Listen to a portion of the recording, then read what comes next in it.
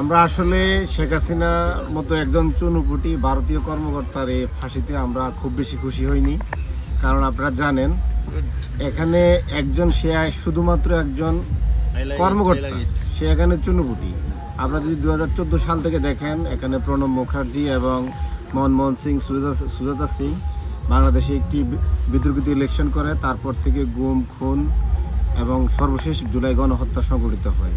এবং এই সব কিছু হয়েছে ভারতের রাজনীতিবিদ এবং কর্মকর্তা এবং গোয়েন্দা সংস্থার তৎপরতায়। আমরা মনে করি শেখ হাসিনা এখানে একজন চুনুপুটি কর্মকর্তা এবং এই গণহত্যার পিছনে দায়ী হচ্ছে ভারতের বর্তমান নরেন্দ্র মোদী এবং অমিত শাহ, যোগী আদিত্যনাথ থেকে শুরু করে তাদের সকল বড় বড় অফিসাররা। ইভেন আমি বলতে পারি অজিত দোভাল সহ সবাই এখানে এই গণহত্যার পক্ষে সাই ছিলেন।